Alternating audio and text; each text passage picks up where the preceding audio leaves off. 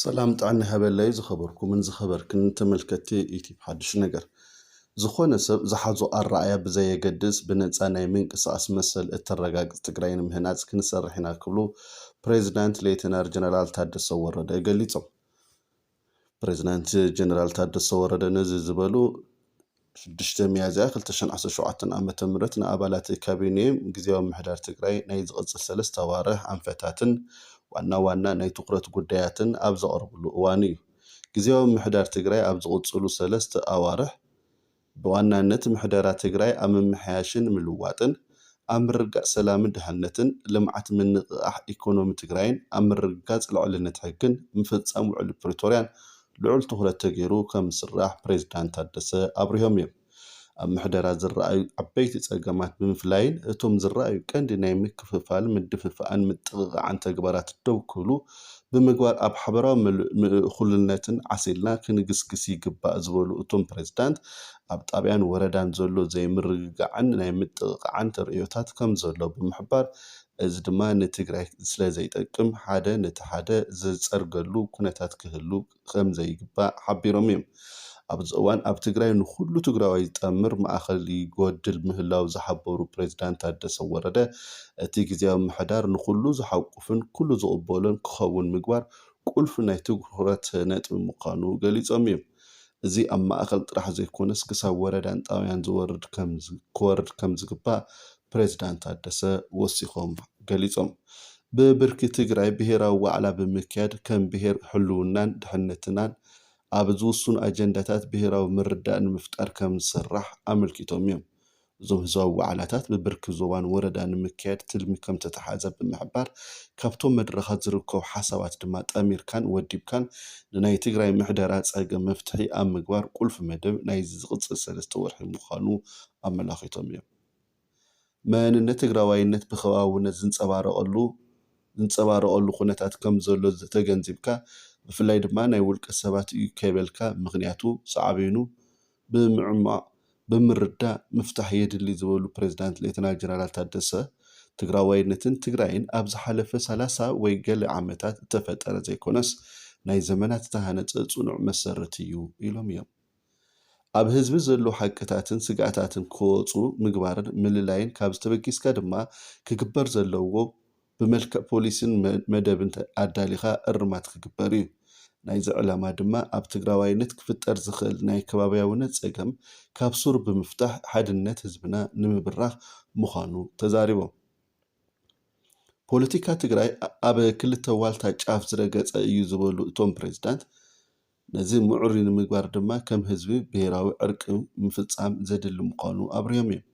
ብተመሳሳሊ ኣብ መብዛሕትኡ ወረዳታት ትግራይ ዝረአ ናይ መሪሕነት ፀገም ብፍላይ ድማ ኣመራርሓ ኣብ ሓደ ከባቢ ምስ ቤተሰቡ ንምንባር ብዘኽእልን ዓርሰ ምሕደራ ብዘረጋግፅን ኣገባብ ንምፍፃም ብዕቱብ ከም ዝስራሕ ፕሬዚዳንት ጀነራል ታደሰ ገሊፆም እዮም።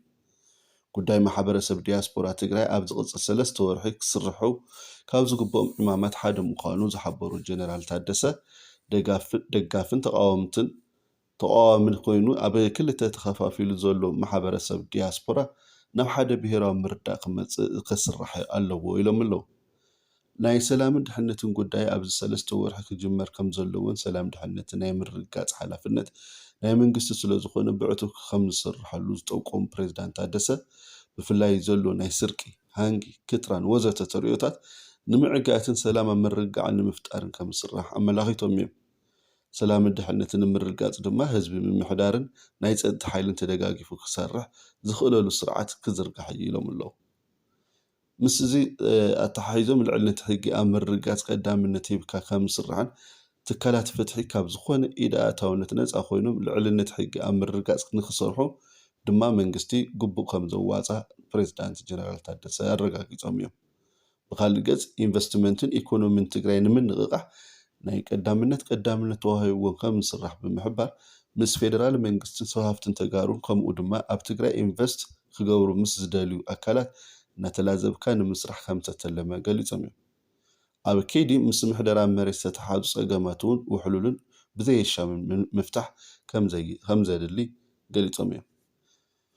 መናእሰይ ተረባሕቲ ማሕበራዊ ቁጠባ ኣብ ምግባር ዝተቋረፁ ናይ ፌደራል ፕሮጀክትታት ናብ ስራሕ ክኣትዉ ቁጠባ ትግራይ ንምንቅቃሕን ምስ ክልላት ካልኦት ዝምልከቶም ኮይንካ ዝተፈላለዩ ናይ ኢኮኖሚ ፎረማት ብምድላው ኣብ ዝቕፅል 3 ወርሒ ክስርሐሉ ምዃኑ ፕሬዚዳንት ጀነራል ታደሰ ኣመላኺቶም እዮም። ተመዛበልቲ ናብ መረበቶም ናይ ምምላስ ውዕሊ ሰላም ፕሪቶርያ ብሙሉእ ነተፈጻሚ ናይ ምግባር ጉዳይ ቁልፊ ናይ ዝቕፅል ትልሚ ምዃኑ ዝገለጹ ፕሬዚዳንት ታደሰ ወረደ ጊዜያዊ ምምሕዳር ትግራይ ብዝኾነ ይኹን መንገዲ ናብ ኩናት ዝኣተወሉ ኩነታት ከም ዘይህሉን ኩሎም ፀገማት ብሰላማውን ሰላማዊ መንገዲ ጥራሕ ንምፍታሕ ብልዑል ርብርብ ክስራሕ እዩ ኢሎም እዮም። ኣባላት ካቢኔ ጊዜያዊ ምምሕዳር ትግራይ ኣብቲ ዝቐረበ መበገሲ ሓሳብን ሰፊሕ ዓሚቑን ምይይጥ ድሕሪ ምክያድ ብሙሉእ ድምፂ ኣጽዲቖምዎ እዮም። ኣብ መወዳእታ ፕሬዚዳንት ታደሰ ሕድሕድ ሴክተራት ካብዚ ትልሚ ተበጊሰን ዝጭበጥን ዝቑፀርን መደባት ከውፅኣ ኣተሓሳሲቦም እዮም።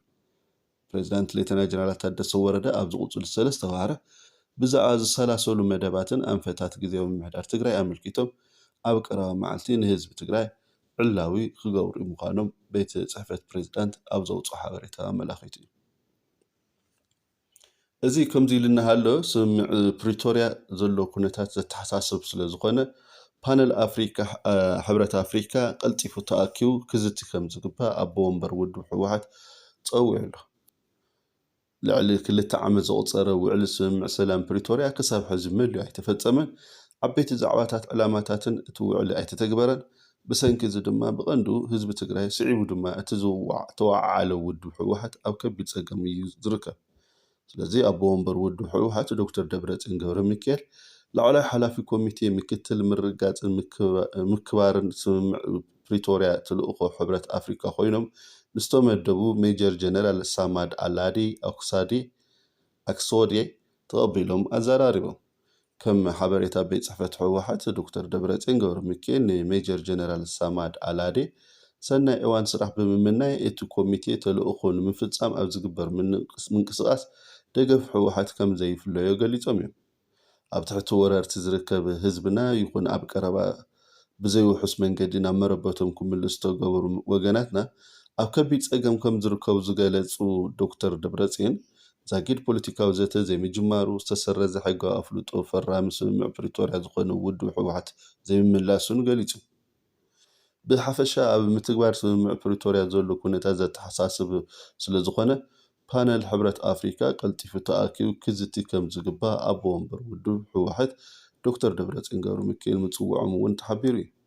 እቲ ኮሚቴ ኣብ ባይታ ዘሎ ሓቅታት ብንጹር ኣለልዩ ፀብፃቡ ከቕርብ ዝጠለቡ ዶክተር ደብረጽዮን ገብረ ሚካኤል ብመሰረት ውዕሊ ስምምዕ ሰላም ፕሪቶርያ ካብ ሰራዊት ኢትዮጵያ ወፃኢ ዘሎ ሓይልታት ዛጊድ ካብ መሬት ትግራይ ብዘይ ምውፅኦም ዝተመዛበሉን ዝተሰደዱ ወገናትና ናብ መረበቶም ክምለሱ ከም ዘይከኣሉን ሉዓላዊ መሬት ትግራይ ኣብ ትሕቲ ወረርቲ ከም ዝርከብን ገሊፆም እዮም። ንምቁራፅ ሓገዝ ለገስቲ ትካላት ስዒቡ ኣብ ልዕሊ ተመዛበልትን ተሰደዱ ወገናትና ዝበኣሰ ሓደጋ ኣንጸላሊ ከም ዘሎ ብምግላጽ ብመሰረት ስምምዕ ሰላም ውሕስንኦም ተሓልዩ ብቁልጡፍ ናብ መረበቶም ክምለሱ እጃምኩም ክተዋፁ ይግባእ ምባሎም ቤት ጽሕፈት ህዝባዊ ወያነ ሓርነት ትግራይ ሓቢሩ እዩ። ሜጀር ጀነራል ሳማድ ኣላዴ ላዕለዋይ ሓላፊ እቲ ኮሚቴ ንዝነበሩ ሜጀር ጀነራል ስቴፈን ራዲና ተኪኦም ብሕብረት ኣፍሪካ ዝተመደቡ ከም ዝኾነ እውን ንምፍላጥ ተኻኢሉ ኣሎ። ኣብ መወዳእታ ብሄራዊ ጉባኤ ብምፅዋዕ ብሄር ካብ ቁልቁል ጥፍኣት ዘድሕን ልዝብ ምጅማር እቲ እንኮ ግዜ ዘይህቦ ኣማራፂ ከም ዝኾነ ሳልሳይ ወያነ ትግራይ ገሊጹ ኣሎ። ለማውን ብሄራውን ልዝብ ሓያሎ ፀገም ትግራይ ዝፈትሕ ጅማሮ ከም ዝኾነ ብምእማን ሳልሳይ ወያነ ትግራይ ደጋጊሙ ፃውዒት ልዝብ ከም ዝገበረ ዘዘኻኸረ መግለፂ እትውድብ እቲ ፃውዒት እትግበር ካብኡ ወፃኢ ዘሎ መንገድታት ንብሄር ትግራይ ዕንወት ዝፅውዑ ከም ዝኾኑ ካብ ምርዳእ ይፍልፍል ክብል ኣገንዚቡ ኣሎ። ክንዲ ልዝብን ብሄራዊ ጉባኤን ፖለቲካ ትግራይ ብሓይሊ ብምብሓት ዝተገበረ ዓመፅ ትርፉ ሕድሕዳዊ ቅርሕንቲ ወሊዱ ንትግራይና ናብ ዝኸፍአ ቅልውላው ብምስጣሕ ኣደዳ ግደማውን ሓይልታት ገይርዎ ይርከብ ክብል እቲ ውድብ ገሊጹ ኣሎ።